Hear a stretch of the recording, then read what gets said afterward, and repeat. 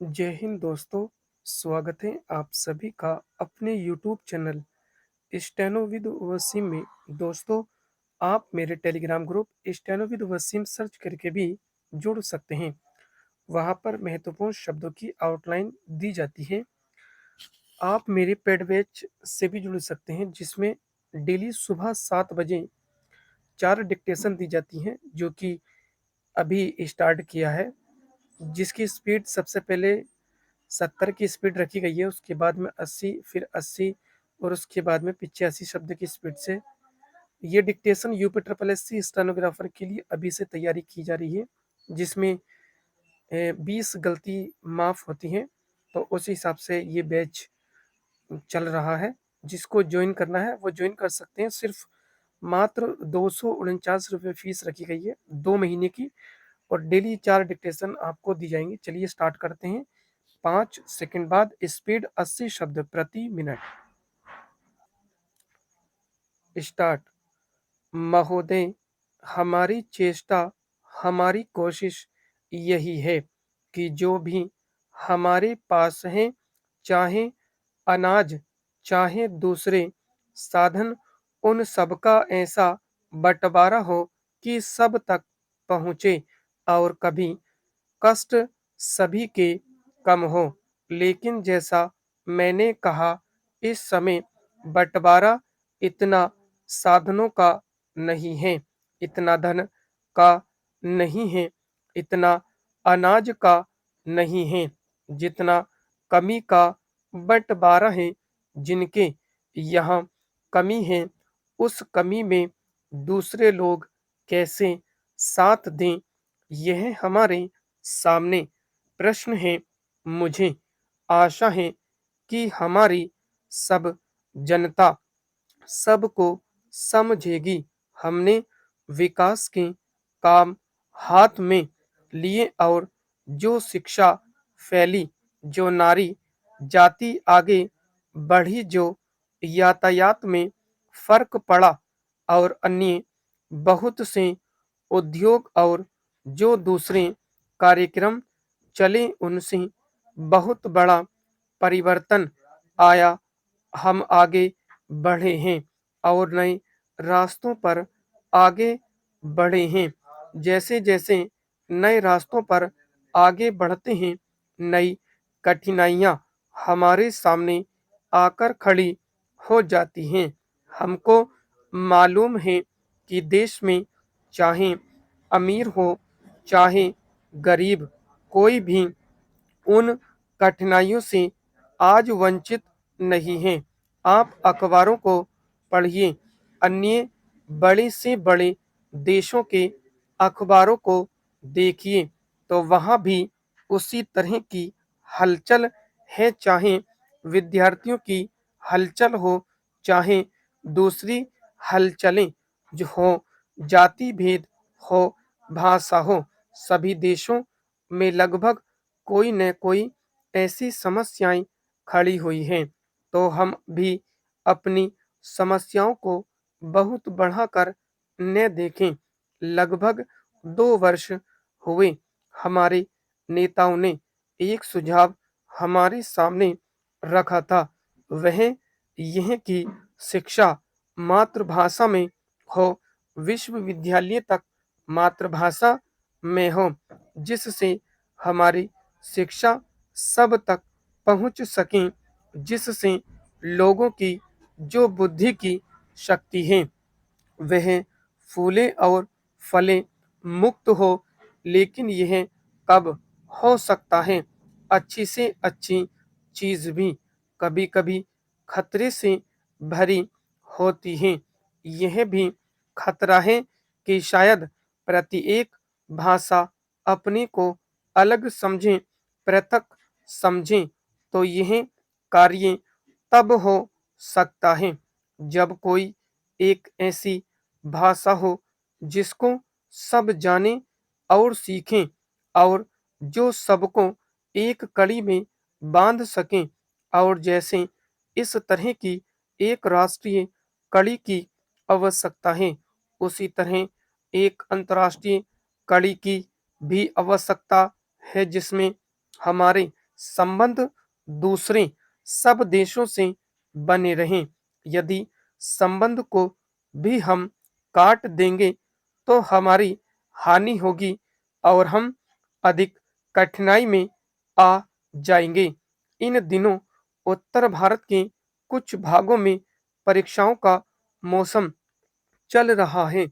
उत्तर प्रदेश तथा राष्ट्रीय राजधानी क्षेत्र दिल्ली में 10वीं और 12वीं की परीक्षाएं चल रही हैं। इस बार मुख्य मुद्दा नकल नहीं बल्कि नकल रोकने के लिए अपनाए गए विभिन्न तरीकों का चमत्कारिक इस्तेमाल है। पैराचेंज गरीबी भारत में चारों तरफ फैली हुई स्थिति है। स्वतंत्रता प्राप्ति के बाद से गरीबी का प्रसार चिंता का विषय है। यह 21वीं शताब्दी है और गरीबी आज भी लगातार बढ़ रही है। गंभीर खतरा है।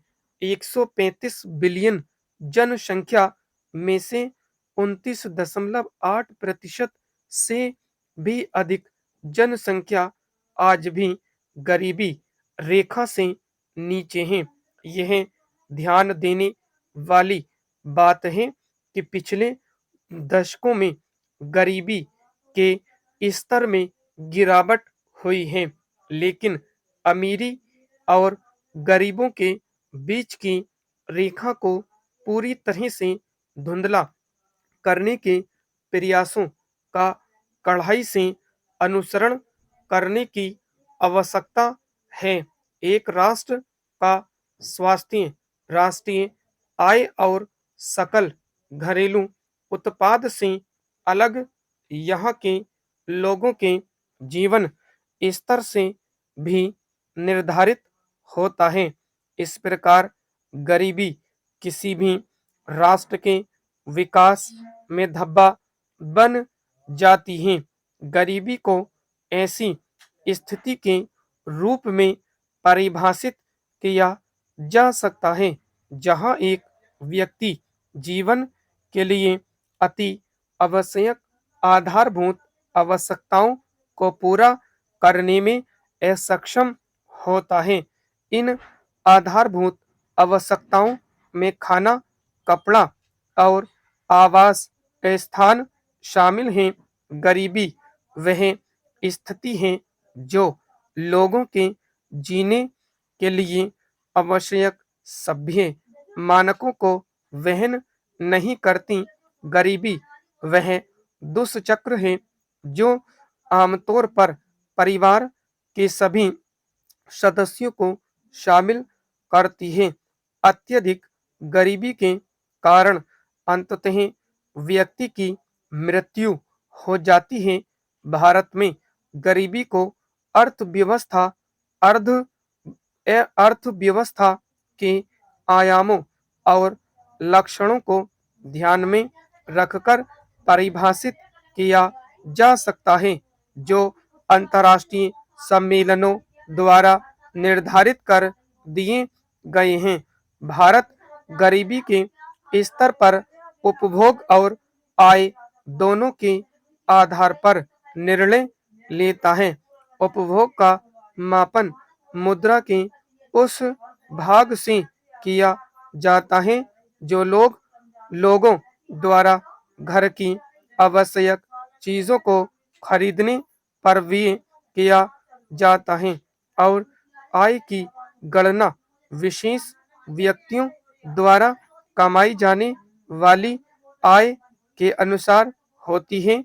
एक अन्य अवधारणा है जिसका यहाँ उल्लेख करना आवश्यक है, वह है गरीबी रेखा की अवधारणा।